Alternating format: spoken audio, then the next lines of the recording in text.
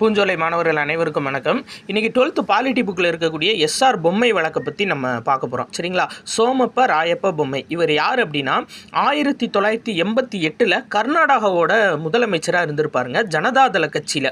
So இவர் கட்சி பார்த்திங்கன்னா பெரும்பான்மை இழக்கிற சூழ்நிலையில் இருந்திருக்கும். அதனால் பெரும்பான்மையை நிரூபிக்க ஒரு வாய்ப்பு கொடுங்க அப்படின்னு சொல்லி கேட்டிருப்பாரு.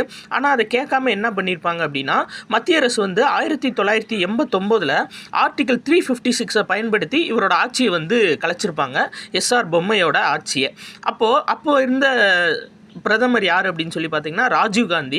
ஸோ வெங்கட்ராமன் அப்படின்ற குடியரசுத் தலைவர் மூலியமாக ஆர்டிகல் 356 பார்த்தீங்கன்னா பயன்படுத்தி 1989 எஸ்ஆர் பொம்மையை பதவி நீக்கம் செஞ்சுருப்பாங்க, அந்த ஆட்சியை கலைச்சிருப்பாங்க. சரிங்களா? அப்போது இவர் கோர்ட்டுக்கு போயிருப்பார் உச்சநீதிமன்றத்தில். அப்போ 1994 உச்சநீதிமன்றம் ஒரு வரலாற்று சிறப்பு மிக்க ஒரு தீர்ப்பு கொடுத்துருக்கோம். என்ன அப்படின்னா, மத்திய அரசாங்கம் தன்னிச்சையாக ஒரு முடிவு எடுக்கக்கூடாது, அரசமைப்புக்கு எதிராக மாநில அரசாங்கத்தை பதவி நீக்கம் செய்யக்கூடாது அப்படின்னு சொல்லிட்டு ஒரு முக்கியமான தீர்ப்பு கொடுத்திருப்பாங்க. சாதாரண காரணங்களுக்காக மத்திய அரசு 356 பயன்படுத்தக்கூடாது அப்படின்னு சொல்லியிருப்பாங்க.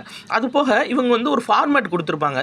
நீங்கள் 356 இன்னி மத்திய அரசு பயன்படுத்தணும்னா, அதாவது அதுக்கு ஒரு ஃபார்மேட் இருக்குது. என்ன அப்படின்னா, இப்போது ஒரு மாநிலத்தில் மிகப்பெரிய கலவரம் எதுவும் நடக்குது அப்படின்னா அதை ஆளுநர் ஒரு தெளிவாக ஒரு அறிக்கை குடியரசுத் தலைவருக்கு சப்மிட் பண்ணணும்.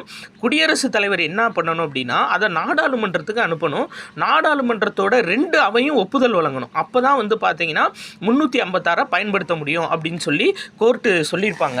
ஸோ இதை கேட்காம ஒரு வேளை மத்திய அரசு 356 பயன்படுத்தினாங்க அப்படின்னா உச்சநீதிமன்றம் நீதி சீராய்வு அதிகாரத்தை பயன்படுத்தி மறுபடியும் அவங்கள பதவியில் அமர வைக்கலாம் அப்படின்னு சொல்லியிருப்பாங்க. ஸோ எஸ்ஆர் பொம்மைக்கும் திரும்ப பார்த்தீங்கன்னா அவருடைய முதலமைச்சர் பதவியை உச்சநீதிமன்றம் கொடுத்துருக்கும். இதுதான் இந்த கேஸோட ஒரு முக்கிய நோக்கம். சரியா?